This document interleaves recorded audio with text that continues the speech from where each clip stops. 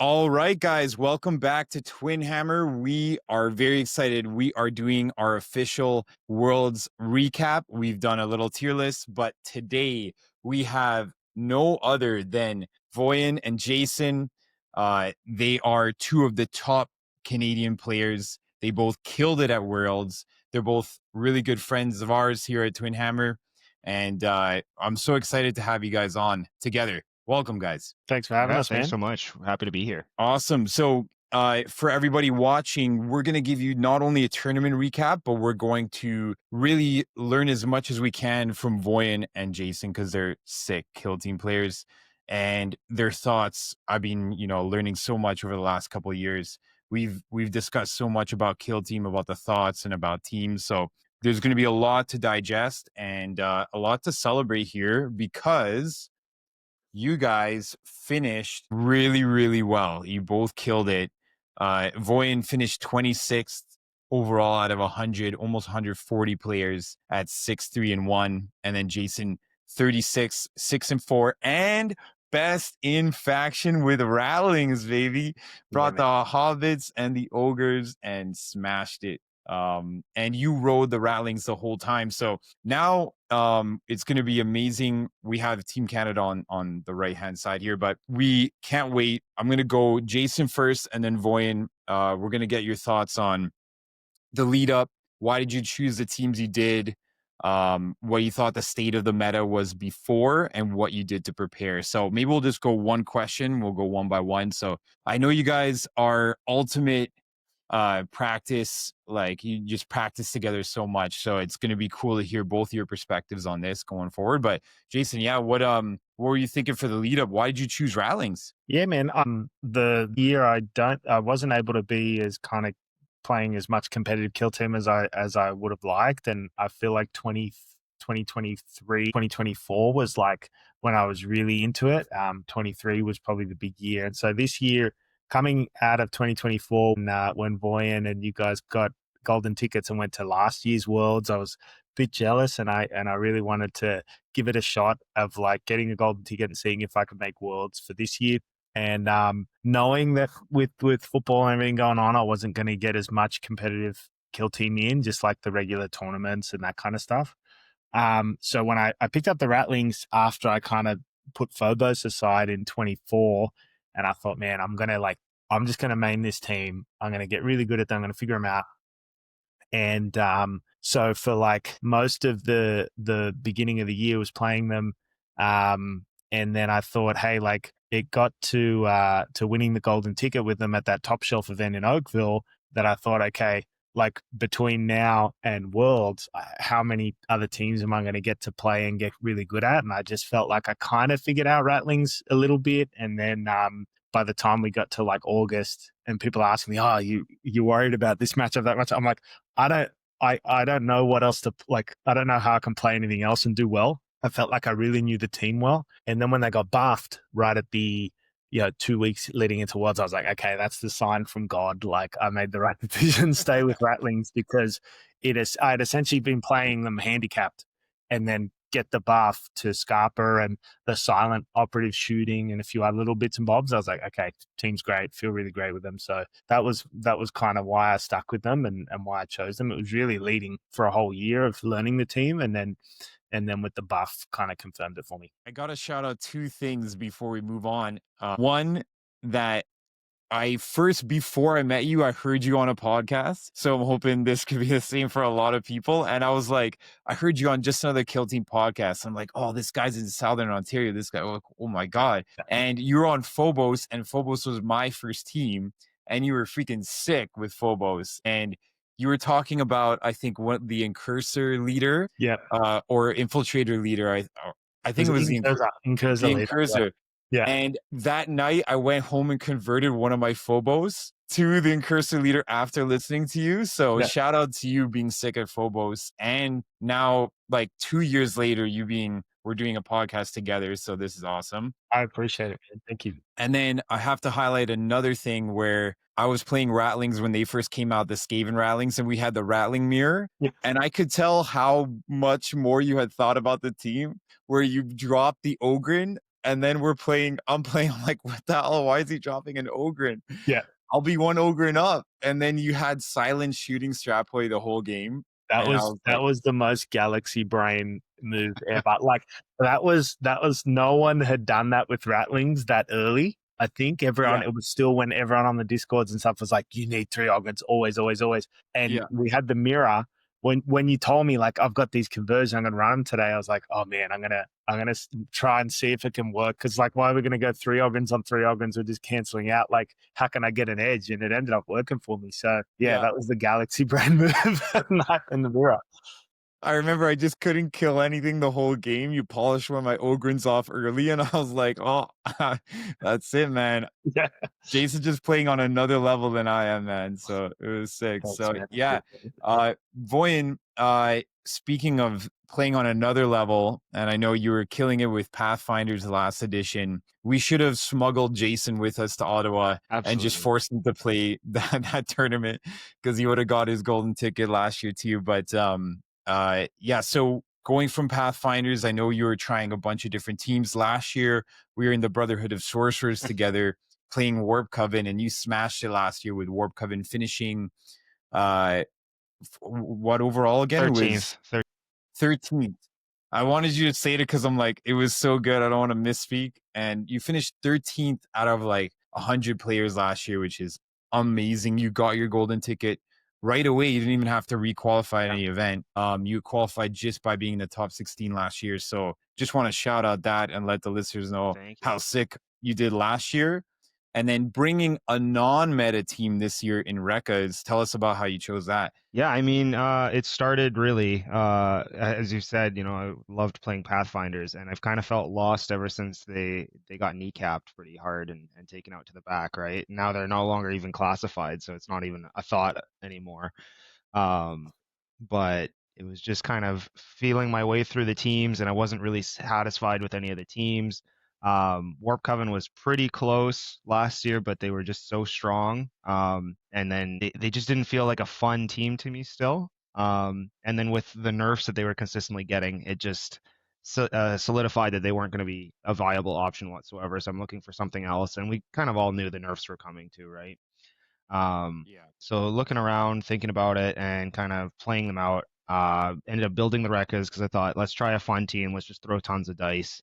And it turns out they've actually got some really good play. So after playing a few games, winning a tournament when they were just base coded, just primed, solidified that for me. I was like, okay, yeah, I can beat some really good Nemclaw players. I can beat some really good Southern Ontario players, which were some horrible matchups for me, and managed to come out on top. So that kind of sealed it for me. They were fun and secretly competitive, and then the buff 2 weeks before that Jason got, I also got. Was one of the only teams to come out smelling like roses out of that adjustment, and that kind of sealed the deal. Yeah, and it's really interesting for both of you that the teams, it was so gratifying that like the teams that you're like, I'm gonna take them anyways, I'm gonna go for it, I'm gonna have some fun, and then you did get the buffs right before as well. And then that was the Wreckas was you got the APL for the charge this time, right? And so both of them were actually quite significant and pretty awesome to see both of those teams because I think the Ratlings were struggling with those keeping track of the dashes was just crazy. And I think for gameplay, like if somebody's picking up Ratlings, you don't want a new player to like have to go through that and just be tracking alternate activations and stuff. And then also you don't want a new player picking up Wreckas and being like, well, I can't charge and get an APL here. Like what's going on, right? It's like only got to fight and shoot. It's very limiting. So I think both of them are really good quality of life adjustments.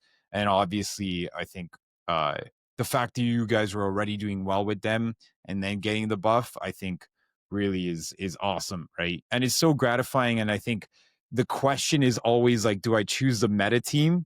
Yeah. Or do I choose a team that I know I like and I know I'm good with, but it might not be like the Warp Coven or the Canoptic Circle of the current year, right? So, and I think this year I chose the Void Dancers, finished best in faction with Void Dancers, and that was like so gratifying because I was like, they got smacked with the Nerf bat right before. And I was like, I guess I'm going to still go with them because, you painted them. I mean, how can you change a team that you've painted up 10 days before. I think they released the buffs and the nerfs like 10 days before. So it's like, all right, you got to go with what you've been planning for, because it's not enough time to change, right? And for you, And go ahead, Jason. I was going to say, don't forget, they also released a flank nerf Yeah. the morning of round Yes. 1. I don't want to turn the video into like criticize the worlds, but like we're lining up to round 1 and they go, just quickly like tap the mic, flank, you need to be holy with it. And everyone's just looking around like, oh, okay.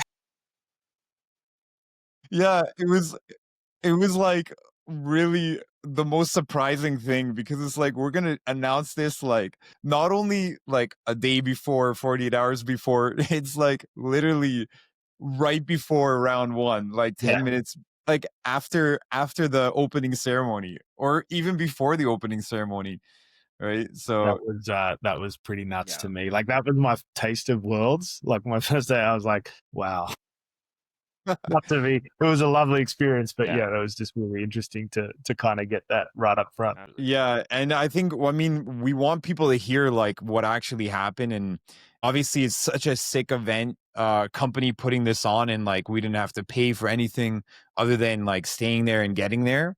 And they gave us a sick little package as well, and these kind of cool little for everybody watching. I don't know if you can see, but like they gave us these cool little tokens for participating, and you also got those tokens for best in faction. Like we got the same ones, which is pretty funny. They're just like the same token specifically. I got mine here too, and you can see like literally I hold up one and they look exactly the same. Do you remember which one's which? Yeah, because one says qualifier and the other one doesn't say anything at all. Oh, it doesn't say anything. It's just blank. World Championships 2025 doesn't say best in faction, but I mean, like, I know they were trying to give something to the best in faction, so at least they're acknowledging something. So I mean, like, any like negative that we would say is always with a grain of salt of like it was a free event, like put on by Games Workshop, and they did offer a lot for the event. So so like kudos to them, but definitely like we want to highlight things that did happen, because it's juicy, and that's what going to World's all about, right? That extra little bit of juicy drama and what happened. So yeah, so now speaking of, let's go into our group's experience the first 2 days. I love these two pictures because we had a lot of fun, and we want to tell people like if you do qualify for Worlds, make sure to like be in touch with the team. If you don't, like, you should probably be knowing people in your country. I think we were super lucky that like majority of Team Canada we already knew, and so that makes a huge difference socially as well. Is like we already pretty much everybody is somebody we've been competing against in Ontario, or coming over from even the American guys that we were staying with and eating with here. Like they're coming to our events, so we're playing their events, right? And we're all pretty close within 3-4 hours. But I definitely recommend, like, whatever country you're coming from, try to be in touch with the people before Worlds, because it makes a difference if you can socialize and go out with them after and have a beer and different things like that. So we had a great time. You can see by the emotion here. We just had a freaking awesome group. Every night was so fun. But we'll get your thoughts on day one for both of you. So day one drops. Obviously, we've got the nerf. We had a cool opening ceremonies where all the people got introduced. There's 138 of us this year in Worlds.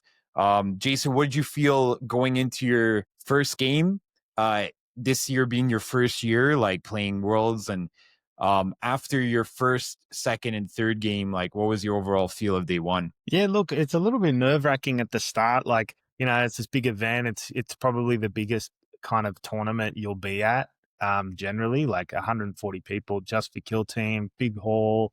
So that was you're kind of getting like trying to look at the table setup and see like what, like all the infrastructure, kind of how you're going to work around that stuff. So that was a little bit stressful, but you just got to like stick to your kind of routine. I know we're just playing a game, you know, but like have your everything ready, like put it down next to the table, like talk yourself through like your kind of checklist like you normally do playing with your buddies or with in a tournament like locally. So it was like that the initial nerves kind of went away a little bit.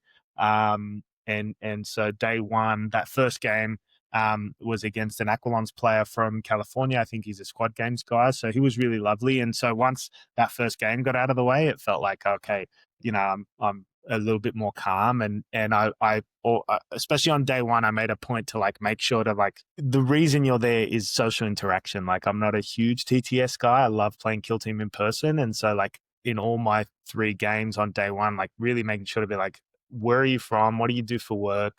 How long did it take you to get here? Where are you staying? Like, talk to the person in front of you, because like the opponents that aren't like that and it's just a million miles an hour, it's just torture, to be honest. And I'm like, you see the photos here, like I'm the social director of Great Lakes Kill Team, so like mandatory beers is the way to go. So like when you're playing someone that doesn't want to talk and have a chat and have a laugh, like it's just, for me especially, it's just pulling teeth. So I just ended day one. I want to say like all 3 games were like trying my best to do that, and generally it was really well received, and it was a good experience. Awesome. Was there any surprises game wise after day one? Not really. Like, I think I went 2-1 on the first day. Dropping 1 game to someone that ended up going top 16. So like, not too disappointing. Like you want to be able to finish day 1 3-0 to give yourself the best chance normally to get out of groups. But like, you can't think, oh, I've dropped a game, like I'm out, because if, say you do, I think I went 1-1 and then I won my last one of the day. So you don't want to think, oh, like as soon as I lose that first or second game, like it's over, because you don't know. If you went 2-0, you're probably matched into one of the best players in your group. So just play every game in front of you, I think is the big lesson, especially in like day one of groups. Like, know your matchup. Now you got to do your homework, like know your matchups. I had written out, especially with Ratlings, had written out my list into certain matchups, my tac op selection, everything, equipment. I'm never thinking about any of that stuff pre-game. Like, wow, I thought about that on the plane sitting next to Voyin. I'm not going to try and think about it 2 minutes before I set up a game, And that's really good for everyone to think about at home. I mean, just like with everything, with any performance, like competition or strategy game, like the work is done.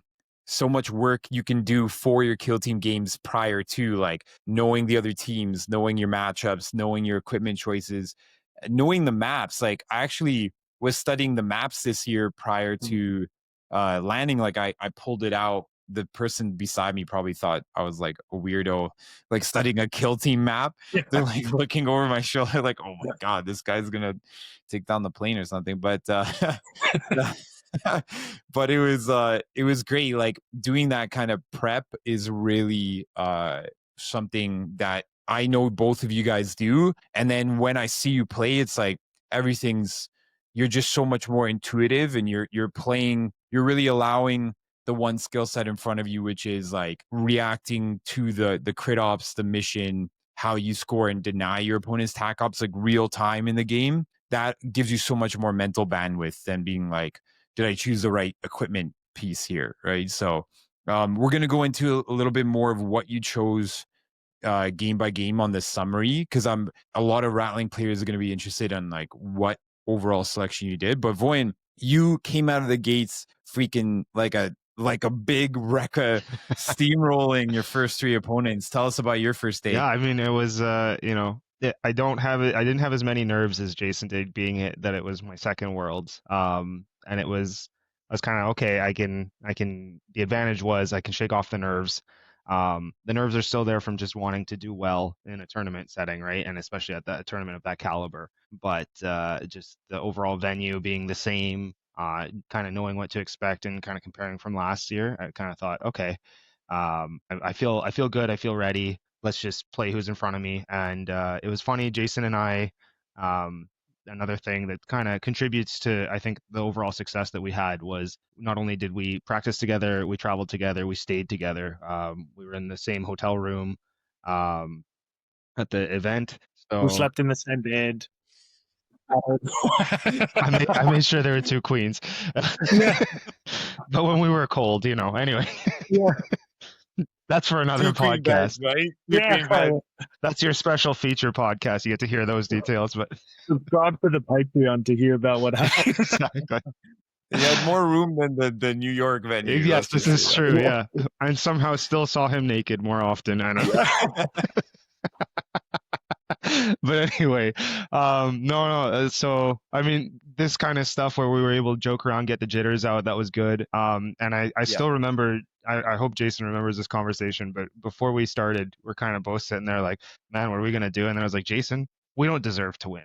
Okay, we didn't prep like crazy like everyone else did. We're just gonna go. We're gonna have a good time, and if we win and we keep winning, great. If not, well, because Yeah. we're there because of the caliber of player that we are and what we were able to accomplish, and we've proved ourselves that way. But we were both like, you know what? If we get to be world champs, great. But if not, that's not why we're showing up is just to do that. It's to play the opponents, have the experience. So going into day one like that and kind of taking that pressure off, I think it at least helped me, right? So that was great. And then as you've already told everyone here, Alex, that I did manage to go 3-0 that first day, which was amazing. I felt really, really solid about that. That was a better performance than my year before, and with a team that was not meta.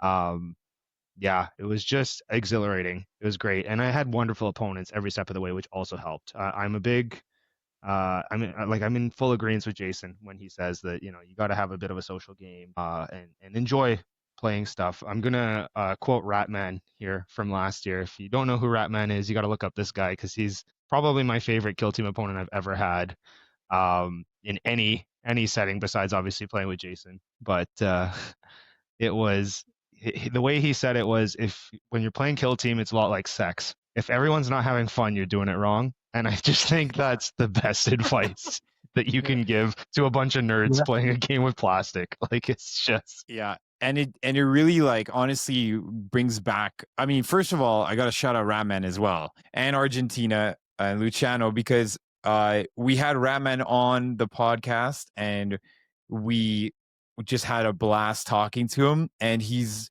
like a guy from Argentina, plays the game well, brought Blooded last year to Worlds, and had this like amazing jacket which he wore for the pod too. So yeah. if you are looking forward to hearing him, you can go and check like our video with Ratman.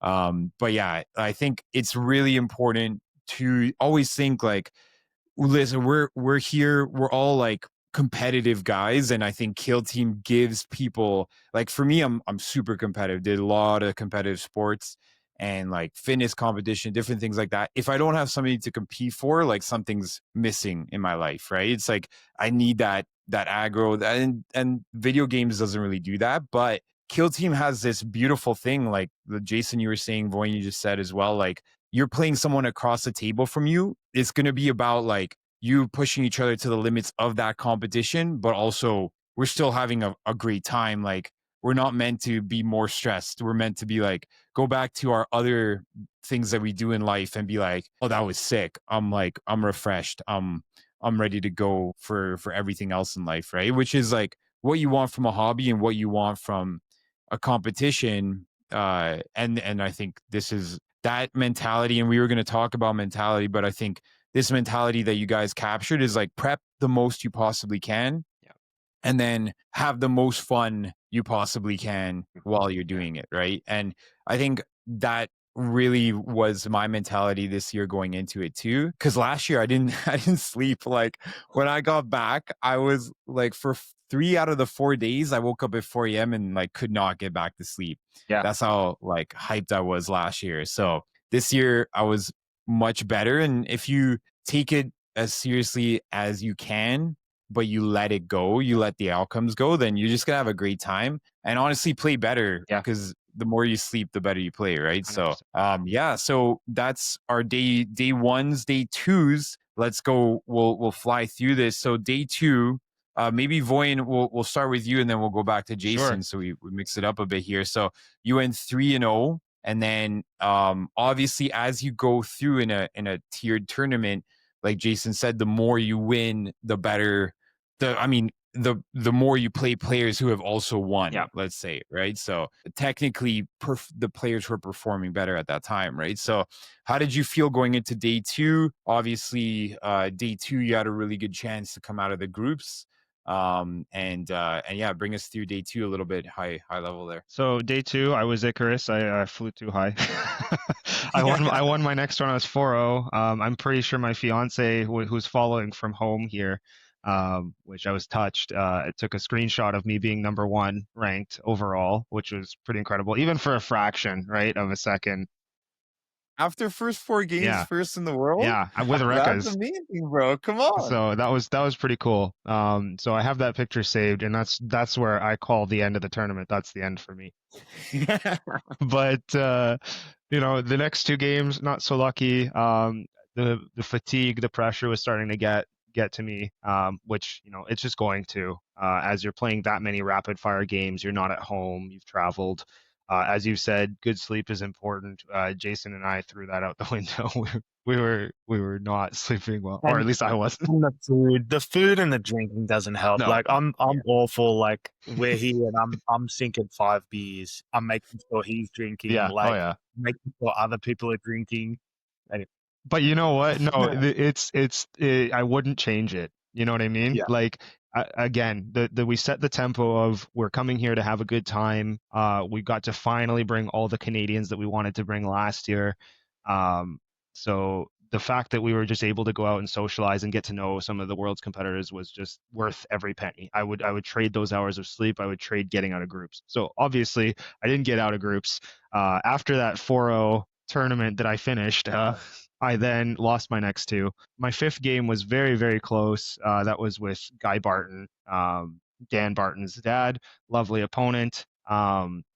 And I just ended up doing some miscalculations here and there that were crucial. And when you're at that level, every mistake is punished to the highest degree, even if your opponent is lovely, which he was. But it was just he knew exactly how to capitalize on the mistakes I was making. I could see the galaxy brain going for him when he was like, oh, he said that he's going to do that.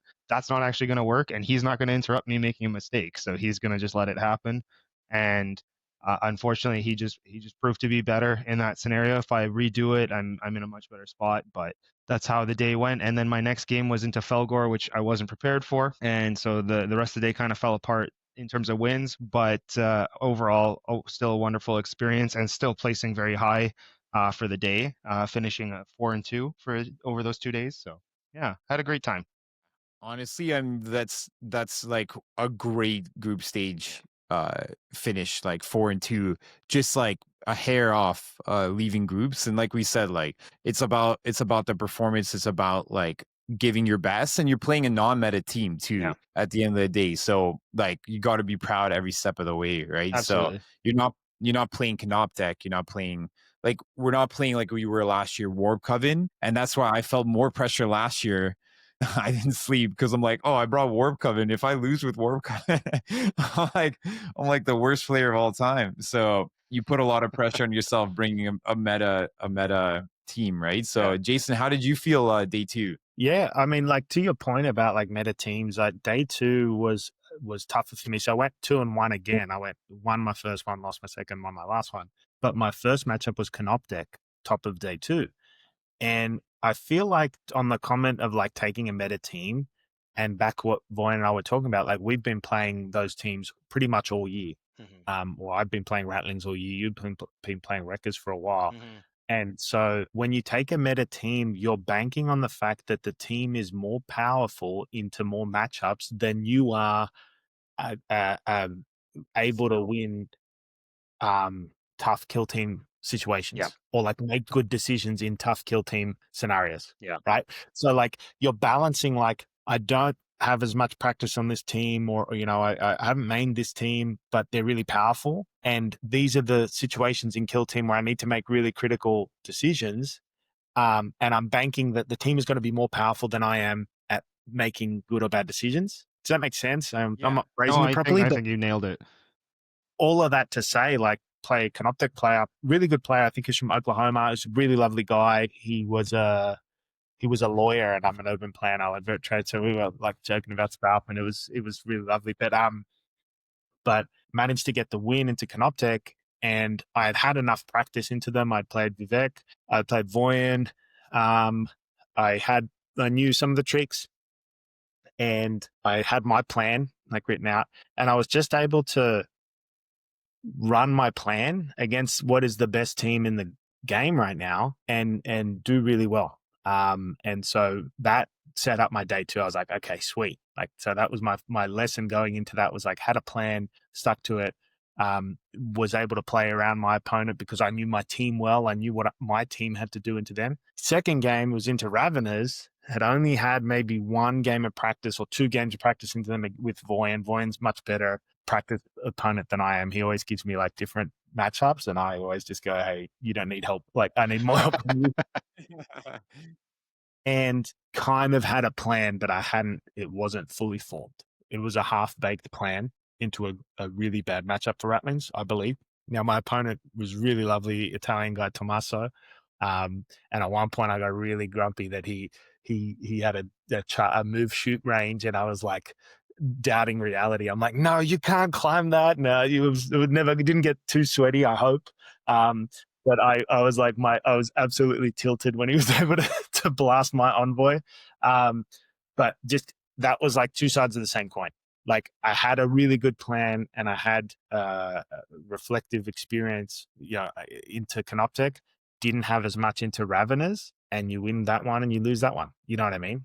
Yeah. And obviously Tommaso was a really good Raveners player. He's the best Raveners player in the world, apparently. So, like, Yeah. And George played Tommaso as well. Yeah. Lovely guy. We were speaking to him like in Italian because he's from Bologna, and we always love speaking to all the Italians there.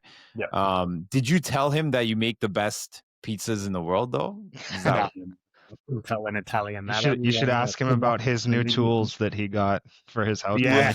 When for my housewarming, got me pizza scissors. Wow. Yeah, for everyone listening, Jason makes a mean pizza in a wood-fired pizza oven. And an amazing focaccia.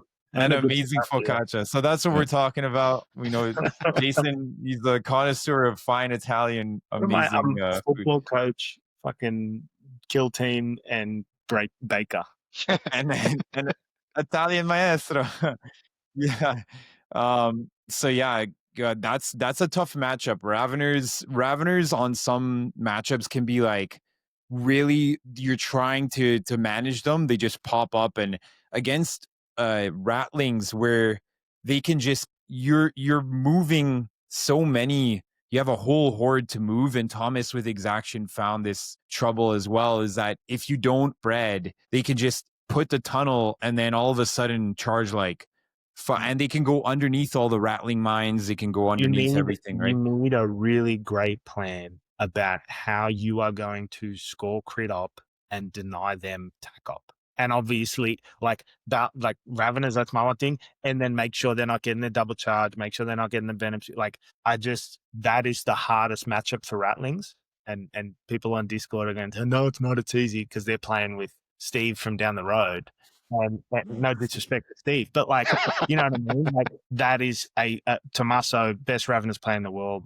Clearly, I think he was the best one there. I think he won best in faction. I think so. Yeah. And smoked me. I really got tilted. Like, just knew the team like that. It was a perfect example of like, he knows his team really well. I know my team really well, but he knows the matchup, or he knows, what he can do into me, and it was asymmetrical. Anyways, sorry to get into too much detail, but that was a big eye opener. And then last game was against Battle Brothers Ben. And that was just a blast. Like, talk about social kill team. Like, we couldn't stop laughing. We were in one of the like premier tables at the hall on the hallway section of the thing. Yeah. We were just cracking up, cheering, laughing.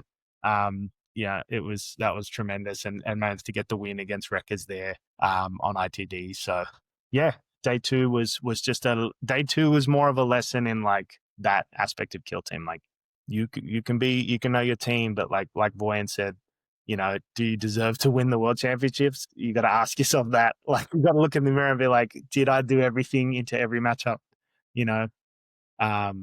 So yeah. And shout out to Battle Brothers Ben, because he does the great Kill Team Casuals and his Battle Brothers YouTube, but he's also like really, really gregarious and sweet and warm in person. He really like remembers everybody he meets. And we had a beer with him on the bottom of day 2, I think. We all went out. We were with Shane, with Dylan, and all the Canadian boys, and we were sharing a beer together there. So honestly, great guy. And again, like another Wreckas player. He convinced Shane to do Wreckas as well. So Wreckas are just fun, and bringing also, I love the teams that like just bring fun. You go out, you have as amazing time as you can, like you said. So yeah, so going into, I'll just shout out my end of day 2 there, where this is interesting for people to think, because I remember I was chatting with Aiden, who was supposed to be on this pod. Shout out to Aiden Hotchkiss there. But we were both on Void Dancers, and I swear that we knew our matchup going into day 3 or day 2. We already knew our matchup, and I remember at the end of day 1 we were all discussing like, oh, what's your matchup? We went back to the venue and we were literally like going over our board and matchup for like 45 minutes. And I was into Goremonger. Shout out Matt Operman. He's an amazing guy. Played him last year, first game. And I was like, oh yeah, it's a tough matchup, but 45 minutes of prep, I'm going to cut my sleep and I'm going to kill this matchup. I got blown apart top of day 2. I absolutely got completely and utterly trounced by Matt. And so now we're 1-1. I was like, next time we're just going to say like, it's a tie and shake hands. But I did not do well on that. But then I think I went 2-0 after that. So sometimes the matchups you do study really hard. And I had the map in front of me and I was like, I know my concept, I know this. But in that game, I placed a light barricade and then he placed a light barricade where I wanted to put my second light barricade. And so my whole game plan was assuming he didn't know that I was going to block him 22 or 25 mils to 32 mils, but he knew that and put it right in the most critical spot, so I couldn't block him. So I lost the whole room on Tomb World. So it just goes to show you the level of caliber of player that you spend 45 minutes. You're like, oh, I know exactly where all my barricades are going to go. It's going to be great. I placed the wrong barricade first, and it unraveled the entire 45 minutes of planning, right? And you still got to play the game. Yeah. I love the Discords. I love the chat in there. I'm a lot less active than I was in second division kill team because I used to get really grumpy on there. But not really grumpy. I'm always pleasant to be around, I'd like to think. But like, you still got to play the game. Don't sit there and draw out the maps. Don't sit there. Like, the only way you're going to get better at kill team is playing more kill team against better and better opponents, and playing serious games and then playing fun games. Voyin and I have this agreement where it's like, are we playing a serious game right now? And we're not talking. And I hate him, and he hates me. I hate him. He's No, we hate each other a little bit. Yeah, the last game I hated him a little bit. Yeah, and we're like really intensive. Or is it a fun game where we're laughing and like, I had a bad roll, so you're going to make a bad move, so you have a bad roll. You know what I mean? Yeah. But like framing your practice and getting better at kill team, if you want to play competitive kill team, like that's how you get better at competitive kill team. It's not trying to cheese things. It's not trying to make sure you know the maps and the deployment. Like, I love this match. I'm going to put my mines here. I'm going to put my ogre here. But like, you still got to play the game. Yeah. You've got to move the model and see what your opponent's doing and react. Building off that, like, I think it's important to highlight the way that Jason and I play and the way we practice, and it's so far proved effective. I mean, we've both been able to attend Worlds now, is doing all that prep, kind of having a loose game plan. And here's where, I like to put in the analogy of football, both American and European. Yeah. You have a play, you run the play, but you got to be able to react to what's happening to the game. Right. Yeah. You've got, specifically football, you've got those 6 seconds going. You got to make split-second decisions. You got to go quick. You started from certain formation and you're going out. But then whatever happens in those 6 seconds, you got to be able to figure out what's happening. You can't rely on, well, I'm supposed to go here, he's supposed to go here. Somebody misses a block. That's equivalent to you rolling poorly. You've misplaced something. You've missequenced something. You got to be able to adapt, because otherwise the whole game falls apart. You can't rely on like a route kind of learning, where you're just doing like an algorithm, right? I think I think that's where people, like other competitive people, and we kind of experience this a little bit at Worlds. I think that's where sometimes other competitive players or competitive players that aren't in like a really healthy community, I'm being a subjective here. I think our community is really healthy with the Great Lakes Kill Team, where they're like, if they miscalculate something or missequence something, oh, I've got to take that back. I made a mistake. And suddenly it becomes this kind of, that's not really how I would play. It's like, no, the mistakes are part of how you play. Yeah. Yeah. Sorry to, yeah. No, and this is really good. Like, this is what we wanted people to understand, is like how you guys practice. I was gonna say is fantastic, because most people have only one practice partner, and you guys practice together so much. So what you guys were saying of like how you're practicing going hard or keeping it loose so you keep a really good vibe, but you're still collecting, like you guys were saying, the most next plays in your mind. And I think having a plan is good. Like we've discussed actually having a really good plan and knowing the maps and those kind of things, but it's really important to also have like a very present reference where you're like, okay, if something happens that is going to counter this original plan, you just got to tell yourself, like, what's the next best thing I can do to, like, what strengths do I still have compared to what he has? And for me in that game, because I did that extra planning for that one game plan of like, oh, I'm going to block him movement wise, then if you think that's your only plan, you've got to have like, okay, what is my core strengths? Which Void Dancer is like, I could always just run away, and then we're not playing, like, I'm not giving him kill op. He's still going to try to play Steel Intelligence or something into me, right? I think maybe he actually played Retrieval in that. But like, if you're still thinking like, okay, he's won that room now, I'm just going to focus on rooms 2 and 3. Perfect. I'm going to deny him. He's already set up in this room, and it ruined my plan in that room, but I'm going to go and now I'm going to dominate the other, because I'm an elf team. So I still have the strengths if I can actually move 7 inches away, right? So those kind of things are really important to always remind yourself, like, oh, what's the strength of my team? And what Not you're like, saying oh, my is that game knowledge, right? And knowing, yeah, like having, like you've said, you do your studying before the game, because if you're studying in the middle of it, you've already lost. You can't at that level. You can't be, oh, you can do that. Oh, like it's you get in trouble, right? And if you can't adapt, you need to have a bit of that ability to improvise, right? And 100%. like I like how you always have a good plan going in, Alex, and then you're able to adapt, and it's because of that game knowledge you have, right? And that's something that I'm very grateful for in our Southern Ontario community, that we've been able to kind of foster that that gameplay style, right? Is that everyone's able to kind of, okay, this is the game knowledge, this is what we can do, these are how you break, these are the weak points of a team, this is what you want to exploit, and if they're exploiting it on you, how do you flip that around? Yeah. And I think our team, or our Great Lakes Kill Team and the Ontario scene in general is so good at teaching each other. So we're competitive, but we're also bringing all of each other up. So when you go here, you're not like 17 random dudes that were, there was only 12 of us, but like 12 random dudes that are just like hate each other because we're competing against each other in singles events all the time. We're like, no, we've actually brought each other up as this kind of whole community, where actually, and I want to talk about, now we're going to go into games day 3 and 4, but I found that when I played on the Ontario community, it's the same level sometimes, if not sometimes better at the smaller events than the world's level in general. Yeah. And so I find, like you guys are saying, if you bring each other up as a community like we have, then you never get an easy game. I went to Chimera. I'm playing Andrew, Pattern, and Charlie. And shout out to Chimera, who sponsored the whole The jerseys, yeah. Yeah. jerseys for Team Canada, and you guys are wearing Chimera. Chimera is a game store in Waterloo, Ontario, and you can purchase from there all the time. TJ actually was a store owner that made Worlds for Big Team 40K. Yeah. Shout out to TJ, incredible store owner, and he's gaming like the rest of us, which is awesome, right?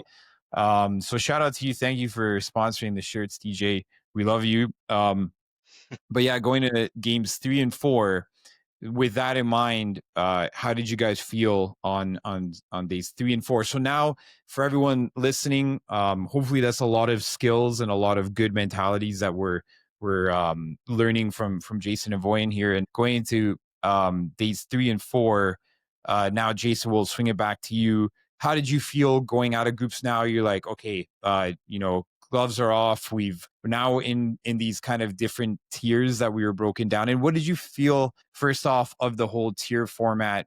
Like that we're now in groups 1, groups 2, groups 3, groups 4. Because last year, Voyin, we were in this kind of pure chaos. We were in this like everyone was in the same big worlds group after. So like you had the top bracket who were fighting it out in the quarters and the semis and the finals, and then everybody else who wasn't in the top 16 was kind of duking it out.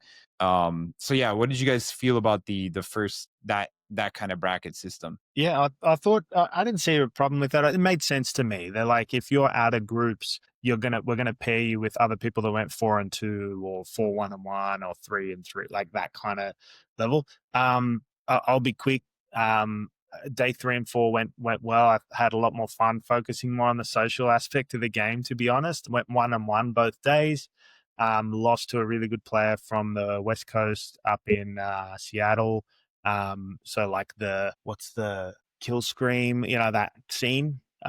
He mentioned some names. I didn't recognize them, but I've got a buddy that lives out there, Zach, from Portland, who I actually went to Tacoma Open with in 2023. Shout out Zach, good Aquilons player.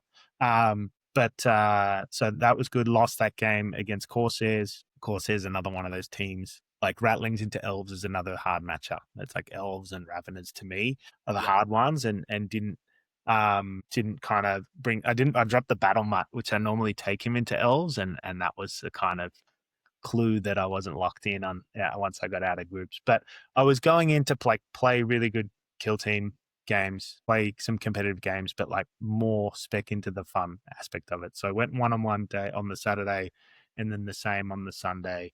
But again, like more focusing on the social aspect of it and having lots of fun and having lots of laughs. Big rule: don't always bring your dog. Always bring your dog.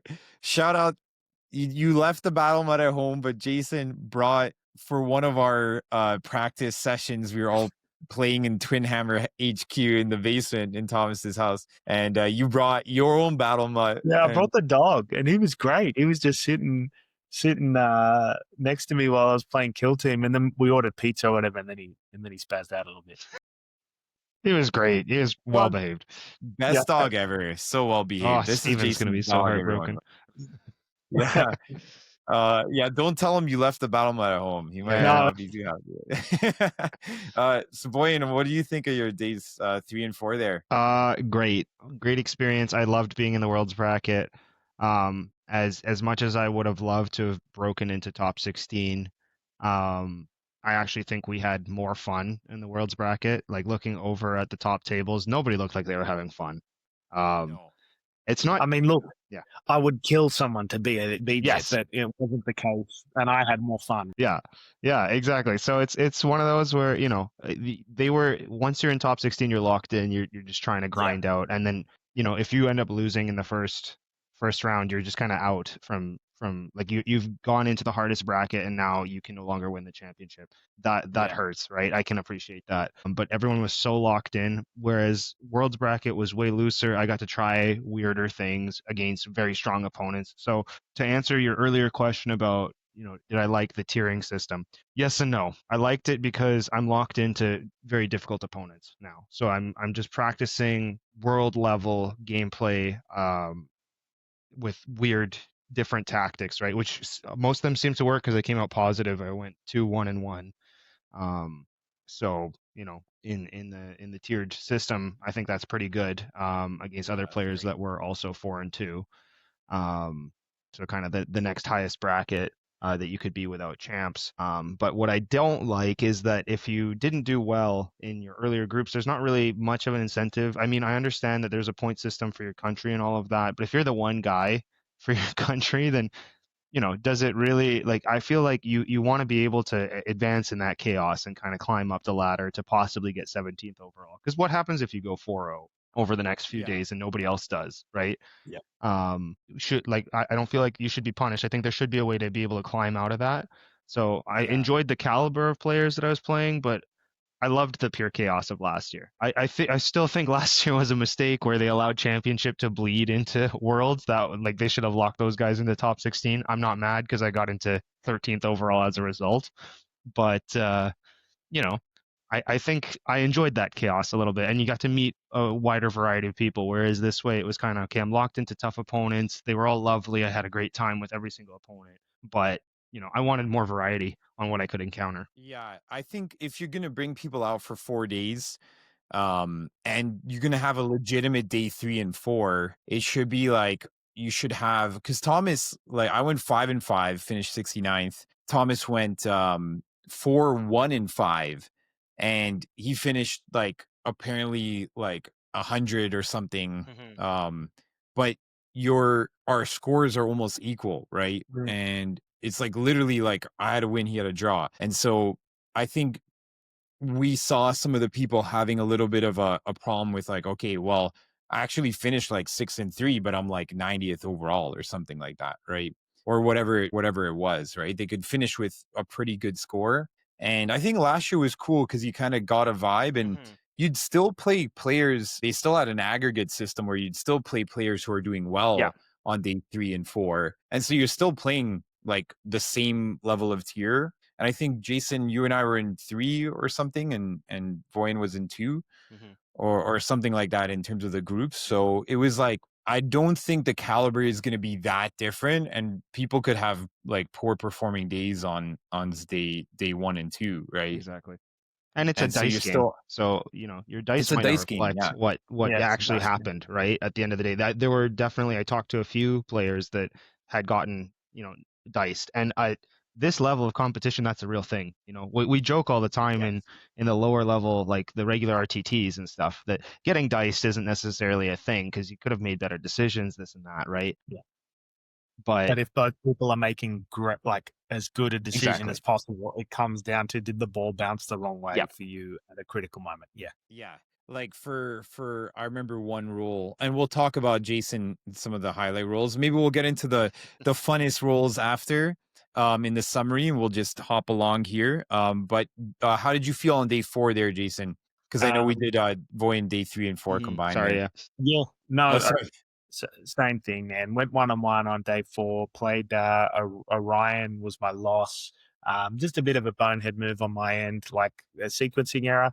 And again, do you sit there and go, oh, I'll take that back? No, you just eat it. You made a bad decision. You take the L. But it was a fun game, and then my other game was a win. I forget against who, but had a good time on that 4th day. But by the end of it, geez, you're just gassed. You're just absolutely gassed. But it was a blast again. Those 3rd and 4th days were well worth it. I think it was worth it to still be able to play some good competitive kill team. Yeah. I had a similar experience on day 4. Me and Joe, actually, we'll talk about classified in a second here, but Joe on Star Striders and myself on Void Dancers both went 2-0 on the last day of competitiveness for those two factions. Yeah. So I think it's so cool to have classification, and sometimes some teams are being declassified. And so it's cool to bring them out for their last hurrah if Worlds is going to be the last viable tournament, which this year it was. So I met that guy who was dressed as a Void Dancer, a Harlequin. Yeah. And I hugged him the day before when I went 0-2. And then the next day I was like, man, I got the luck of the laughing god coming out of my butt, because every reroll was like rolling into a 6, just like you're saying. You make the right decisions, but sometimes you need the dice to go through. Yeah. And they went through, because at this level is like, you're making a good play. If you roll like 5 1s or 5 6s, it's gonna be really advantageous or disadvantageous for you, right? So now going in, because I know we're pacing really nicely here, about almost to an hour, and so we've learned so much. Worlds, I'm actually disappointed. Day 3, we went to the best barbecue place, which was my favorite barbecue place last year.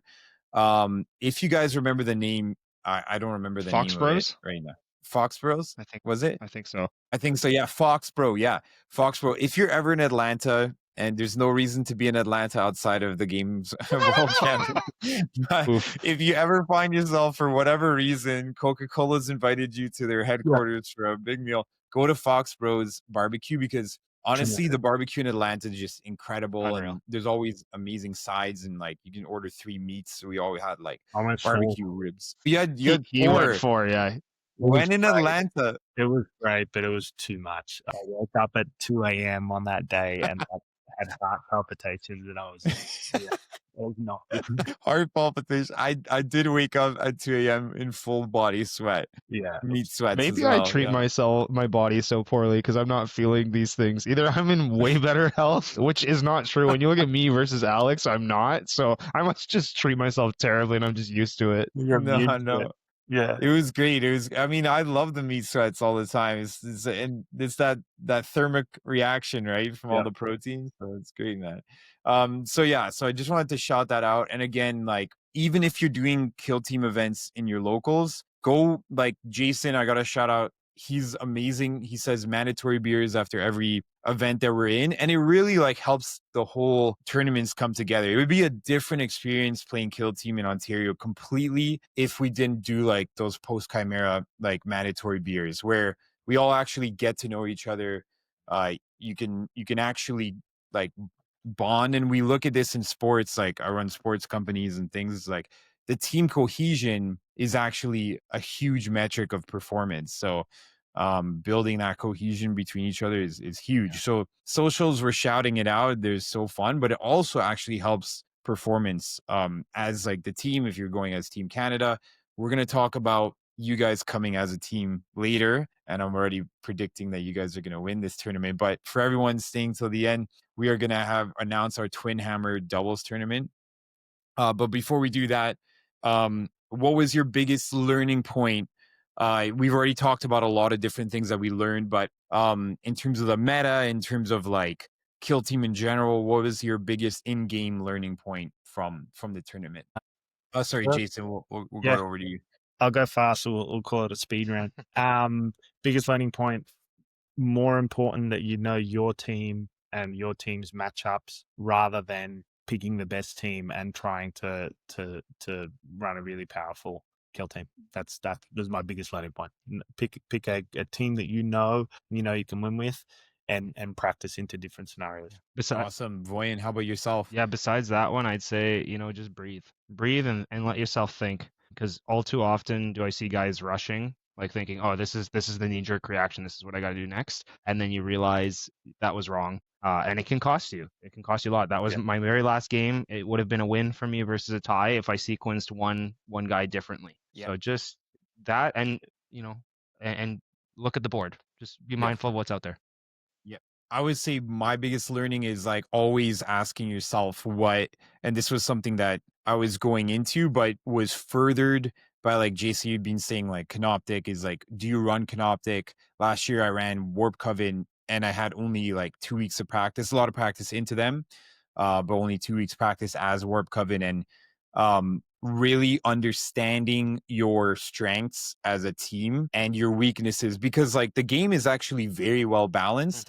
Even Canoptic, I actually had 4 Canoptic in my group. I had to play them 4 times, but I played all the 4 Canoptic players and I won 2 and lost 2. And in that event, I think learning like, oh, I actually beat the top faction twice and I lost to the top, and these were the different strategies I was running. And different players, actually, you notice if you play a team 4 times, 4 different players, you notice them actually being played totally different. And each player, with their mentality and their skill with that team, is like you were saying, Jason, is like actually that person can't learn the full skill expression of the team. So yeah, of course, Canoptic, if you just try to run into them and chop them up, it's going to be so hard.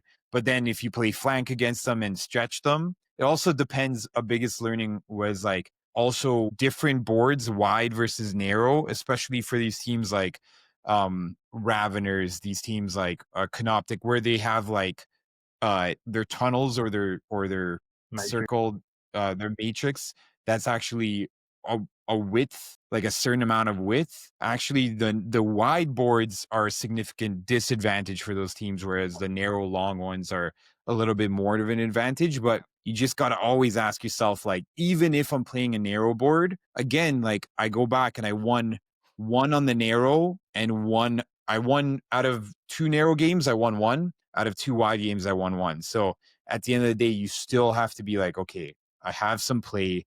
Like Voyin was saying, if you breathe and you're like, I got play, don't be intimidated by the team you're playing against, because you're just really thinking about the team's strengths if you're intimidated. Yeah. But if you're like, oh, you know what? They got some weaknesses. And again, it goes back to Voyin, like, and Jason, I know you guys actually both play a lot of the teams too. So in getting that exposure, you know the strengths and weaknesses of most teams. And in your practice matches, Jason, you were saying that Voyin brings a lot of the different teams. Yeah. But I know you've played a lot of the different teams. So it's like you guys have had so much experience with most of the 40 kill teams going into worlds that you're familiar with them, right? Yeah. So Or if not directly familiar with a team that operates kind of like that. Yeah. And I Yes. think they want to do this. And yeah. Yeah. So funnest in-game moment. Jason, I gotta bring, I'm gonna actually see if I can bring that the picture that you sent. I'm gonna add it to the So I'm but playing just describe it as you go. I'm playing Deathwatch. Dylan from our group is from Rochester. Playing him in his Deathwatch. It was I hadn't had much experience into Deathwatch at all, but I'm thinking it's an elite team. I'm snipers. I can kill him. I use my bomber to go after his Aegis, which is the tank model, like 2+ save model. And bomber rolls 5 dice, hitting on 3s, 4, 5, piercing 1. And so I'm thinking, I'm not going to kill him, but I'll soften him up for when I get in there. Spike the roll, 5 crits, just 5 natural crits against an Aegis. He ignores piercing. He rolls 3 dice, doesn't do anything to save 5 crits. I think maybe he saved 1. Man. And so even with the damage reduction, it was 4, 4, 4. It was 16 wounds on the nose. Just there it is. Yeah. There it is. Good Times Rolled, which is the Australian big kill team community bands, MH bands under down there. That's his dice. 6 crits. I mean, you had that was like my lesson for Deathwatch is like if someone does that to you and you lose a model in turn 2, it's just over. Yeah. And we were rooming with Dylan, and Dylan's such a great guy and such a good sport about it. But it was funny to hear his recap on it too. And shout out to you, Dylan. You're just a great player, great guy. Loved getting to know you. But Jason reminds me of the 5 void dancers that you killed. Epic moment in New York back in the day. So, but yeah, Voyin, how about you? What was your favorite in-game moment? I got I got 2 because I can't pick one. There was a 5-man Rattling blast, which swung the game completely. That was day 1. Killing 4 of the Rattlings and horribly injuring an Ogren, which is pretty incredible.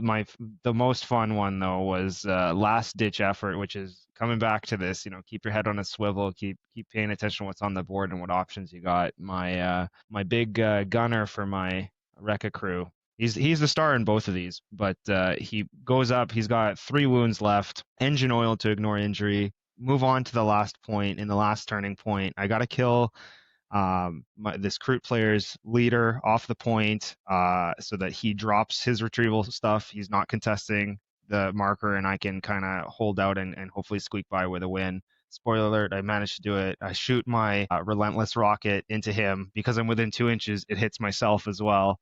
The fun part with the relentless is it doesn't say which dice you're re-rolling. So I'm re-rolling hits on myself, re-rolling misses on him. I missed everything on myself, so I live on 3 wounds off of 6 dice. Was fantastic. I blow up into him, 4 crits, 2 hits, and to win the game that way was just amazing. Like what a great feeling. So that's crazy. And I mean, that's the beauty of Kill Team, right? But yeah, that's crazy. And I remember last year you got like a 5-man blast into Corsairs or something like that as well. Yeah, there was an elf team that you got like. Yeah, there was a 3-man and then another one that I got, but that player ended up scoring 0 points. I went 21-0 at a Worlds event. It was just unlucky. Like I managed to roll the initiatives that I needed. And just he was forgetting that I had Seek Light, and I was like, you know what, I'm gonna experiment a little bit. So doing some mortal wounds on the Seek Light ability, and just too many guys stacked on a light barricade, and it just lit them up. Yeah. 3 guys just gone. So I think one of the skills to learn at home is how to capture so many guys in a blast and how to roll 5 6s if you need Yes. them. But yeah, I think I will shout out my it was my funnest that I can recollect now is day 4, but I went 2-0. I got great dice. Two moments. One, a Ravener player put a smoke down on himself, and I threw 2 cracks into the smoke obscured, and I rolled 8 hits between the 2 cracks and killed this Rekka Ravener pretty much with just 2 obscured crack grenades. Yeah. And this was the laughing god, just like he was on my side that day. And then my second game, playing actually Talon, who's Talon Little Chief. Shout out to the Tezin Little Chief, our 2 other Canadian guys that we didn't really know prior to the Worlds, and his brother ended up being the ringer, and so I'm playing his brother, Talon, and I'm playing Wreckas for the first time. I've never played Wreckas, never played as them, never played into them. Didn't really talk to you about Wreckas too much, Voyin, so I was kind of flying blind. But the day before, I misplayed my Melta so much in the Legionaries game that my Melta was on a wide board all the way on the side edge. And I'm like, why I have a 3-inch Melta farthest possible from the action as I possibly can? I was like, day 2, I'm going to work this Melta like it's never been worked before. I get 1 Rekka down, manage to get initiative. So I have like 3 initiative cards. And then I get a double kill with my Melta on the top of turn 2 or 3. Just charging murderous entrance and then Melta. And then that game, I saved all my dice. No firefight plays, no strap plays. All my dice were for CP. Because if you don't kill the Rekkas with the crits that you need, then I knew I was gonna fail. And I rolled all the crits that I needed that game. So again, I think we're highlighting here that it's a dice game. Things aren't going to go your way, but they do have like magic moments where the dice kind of swings your way, right? But any skills you guys want to practice more other than rolling 6s and blasts? Voyin, you want to go with this? Yeah, sure. I think my biggest one is just kind of again what I've said earlier, where it's kind of taking that breath and just slowing down a moment when you're getting excited. Kind of keep that like use that excitement, enjoy it, feel it, but keep it under control so that you're able to continue playing that intelligent game that you need to be playing with this, because it's so complex. If you let yourself get caught up in the moment, you're out. So I think kind of focusing up a little bit more would be something I need to practice a little bit. How I about you, think Jason? like I have the same answer almost, and I think Voyin, what you just said addresses the last 3 questions there. Like, just I mean, it's not fun playing against someone who like makes a great play and is like, "Ah, I just stomped that guy." Like, you're like, "What are you doing, dude? You didn't, yeah." So like being a little bit more composed, really objectively looking at the board state, knowing when you're making a decision. I think a skill that's important for me is knowing when I'm making a risky decision that if it pays off, wins me the game or puts me in a really great position. If it doesn't, I need a plan. And saying it, I've said that to opponents. If I kill you here, I think the game's mine. You sit there and you go, they're like, yeah, I guess so. And you miss and you go, oh shit, you start reeling. But I think that's a skill, like being composed and objective into tough situations. Yeah. And I think that's a good mentality for it, Voyin, to your like being able to compose yourself and breathe is a great mentality for it. Yeah. Yeah, so I think we've covered the best mentality. We've covered the skills that have helped the most. So I think we've covered all these points here, and we'll go forward to the next one here. We'll go for here. I don't know what this is on the side here, but so into 2025-2026 season, classified teams, what do you guys think of classification? Obviously, this was us the last March of the Ents or Void Dancers right here. These are the last 4 Void Dancer players. It was actually a special moment. So I think classified having teams go away creates these kind of moments where the teams are not going to be played anymore. But now, we're a big Phobos aficionados, me and Jason. Now we got Phobos back in Wolf Scouts, right? And so I think they are going to be bringing back, like they're bringing back already Novies in another way, and Legionaries in another way are coming back almost instantly. So it seems like things are going to be replaced in a not like for like, but like very like a different spice of that team. So what do you guys think? Jason, you want to go first? Yeah, no, like briefly, I think we had this discussion a lot during Worlds over beers. I think 40 teams is a lot. I think 20 teams is probably not enough. There's a sweet spot in there. And me personally, I prefer less bloat to more. So I like classified teams. I personally think as soon as third edition came out, they should have said, "Hey, you got a month," and then those teams, we're not going to have them at Worlds. Personally, I know, yeah, but like I just think to make the game really healthy, cutting down the amount of teams would be really worthwhile. I also think it's really helpful for new players coming on. So, like, obviously, I agree with Jason here that I like classified for the reduction in bloat, but it's also good for new players. In a way, good and bad. The bad side is if your store is not letting you know or they're not familiar with the classification Yeah, for kill team, you might get screwed buying a box that's not competitively viable or that is only competitively viable for X amount of days, months, weeks, whatever, right? Which is not a great feeling as a new player. However, that being said, there's fewer teams for you to memorize. You don't have to go, well, what's that team all the way from 2021 do again? And how have they yeah. been changed this edition? And what's going to be, that's gone. Um, Shout out. exactly. The Star It's Striders. fun. He's amazing. I love that. But yeah, it's one where I think it's a good change. I like it in the system. I would personally like to see the app adjusted so that there's kind of a Legends tab or a declassified tab. I think they have that now. They have like a classified tab, so you have Okay. specifically one where it's tournament viable, but I feel like that should be the first one, and then you can kind of go to all teams. That's what I would like to see, just because then I don't. But I'm a competitively focused player, so for the ones that are just there for the narrative and the fun of Kill Team, which is what drew me in at least to start, I think it's great that you still have them. You're able to play them, but that you don't have to stress when you're going to tournaments over 40 plus teams. Yeah, I agree. And thoughts on the new teams? I know you guys have split the box. Yeah. So I was expecting Jason to have the Wolf Scouts and Voyin to have the stealth suits, but We got the stealth suits. These are my old stealth suits right there with the camo. We switched it up. I ended up getting the stealth suits. I love them. I think they're a lot of fun. I think a lot of people on Discord get grumpy about stuff. We played a game last night. I managed to win because Voyin forgot a rule right at the end of the game, but We I both also played forgot a rule. poorly. We both played Yeah. terribly. It was awful and great. We got to the end of the game and I'm like, we are not playing these teams correctly. Like, so that was a really fun game, but I love the team. They kind of remind me of like an elite Ratlings, like good mobility. You want to charge, I'll kite you, I'll string you along back here into some sight lines. I have that feeling about them, and I think they're going to be lots of fun. I know people think accurate and 4+ hitting and all that stuff, whatever junk, but when you're shooting with the melter, it is fun to think like I've got accurate 3 right now and severe because it's my designator. You're on 10 wounds, like I'm not going to roll. That's fun to me. I don't know, just to break the game. Like I'm not rolling any dice because I've got 3 hits and I've got severe. So you take 4 off the hop, and now you're just dead.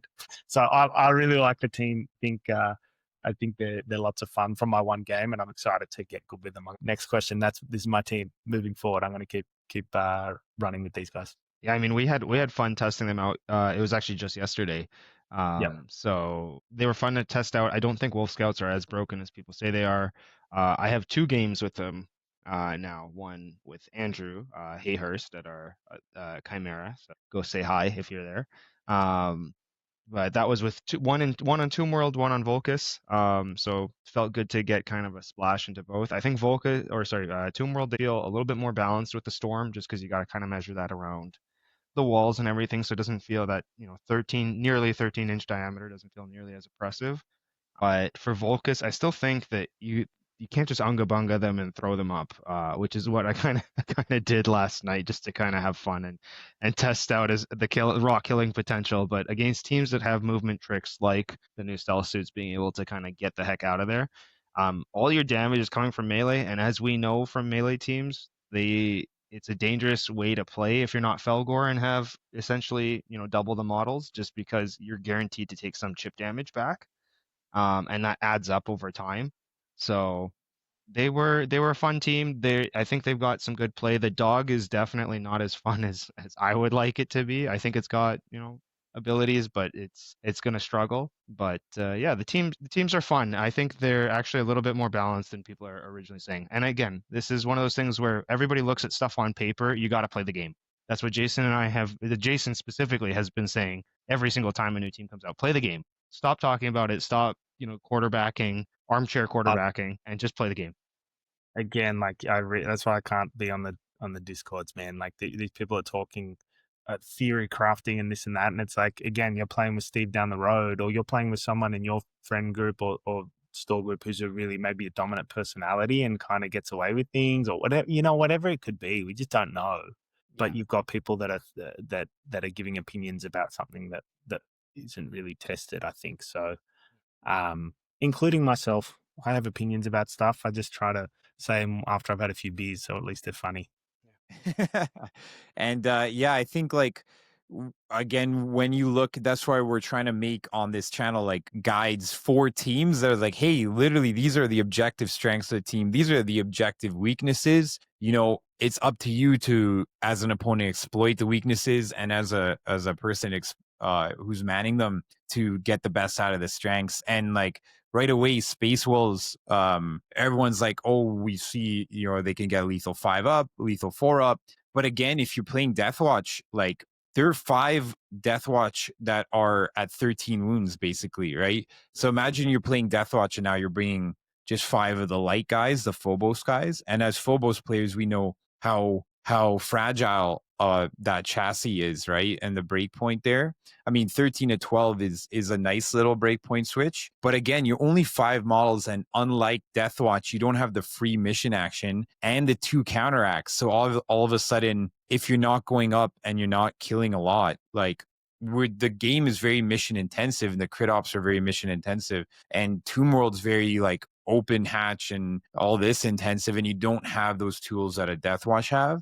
And then if you misplay your dog, then you don't even have that extra like advantage over a Deathwatch. If your dog dies early, or if you play it too aggressively, then you can start seeing the strengths of the team with the Storm, and then the weaknesses with like potential action economy, or not being able to, like you said, Voyin, like last once the chip damage starts kind of rolling through. So I think one interesting point, just to kind of finish this off and celebrate you guys coming together as a doubles team, maybe doing the stealth suits and the Wolf Scouts, is that here we go. That's what's going to happen. That's every roll. I actually completely lost my train of thought. And let's just completely go to the doubles tournament, because I got too excited about you guys coming as doubles that I completely lost what I was going to say. At a magical end sentence there. But we are launching officially Feb 28th, and we just solidified the plans for both Jason and Voyin to come as doubles.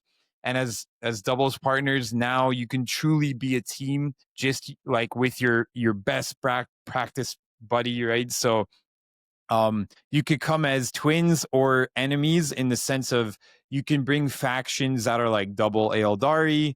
Yep. We're calling it twins because obviously me and Thomas are twins. Is a Twinhammer. So twins is the reason why we play doubles, and obviously you guys have a great friendship. And you're able to play each other a lot. So this is going to be great for the people who are able to play, or like we were saying, bring like mentor mentee. It's going to be competitive, but it's going to be the most narratively fun as possible. We're going to have like double display boards. We're going to have Volcus and Tomb World side by side. So what you guys can see here is Volcus up top, Tomb World side by side, sort of like the new box that's going to be released, that they have that aesthetic. So it's going to drop right around this February time period.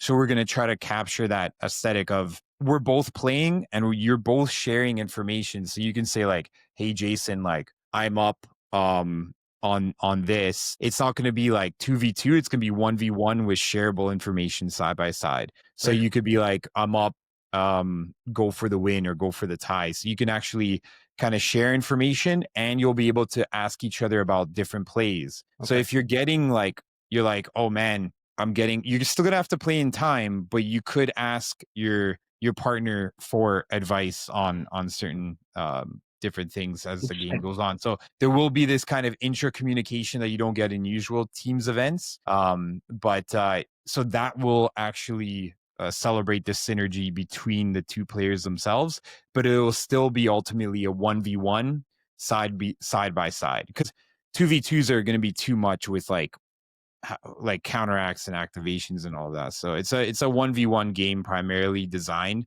and we want the competitive players to be satisfied, but we also want it to be as narratively cool as possible. So maybe you guys bring double Wreckas, I don't know, but we're looking forward to you guys being there. And yeah, thank you so much, both of you, for being on. I think always a blast. It's always such a pleasure to hang out with you guys, talk to you guys, learn from you guys, and I'm looking forward to this next meta and working to go to Worlds next year together again, and hopefully not in Atlanta, but if it is in Atlanta, barbecue 4 times. There we go. That's what we got. We're going again. Yeah. Well, thank you guys, and thanks everyone for watching. Do you want to do any last minute shout outs here? Chimera Gaming. Yeah, just big thanks to those guys for always providing such a supportive and competitive environment, specifically James for always running our tournaments and having such a high standard that let us be competitive. And to your point earlier, Alex, I think you're right that our Southern Ontario community is, if not always at that level, I think it's higher. I think a lot of the guys that we play regularly, even the ones that aren't in our own city, are above and beyond what we have encountered at Worlds on an average. So to see that in our own community is amazing. So thank you to Chimera for always providing us the space, helping with the jerseys, just being a really solid platform for us to be able to enjoy this hobby and get to know some of the most wonderful people I've met in my life. So thank you. For sure. 100%. All right, guys. Shout out to TJ, and thank you so much, guys. We'll see you guys at Top Shelf at the Twins event coming up, and stay tuned. We're going to be releasing the video for that. We've done a movie trailer. So again, thanks Jason, thanks Voyin. We're looking forward to you winning that event, and and thanks everyone for watching. See you Appreciate later, you guys. Thanks.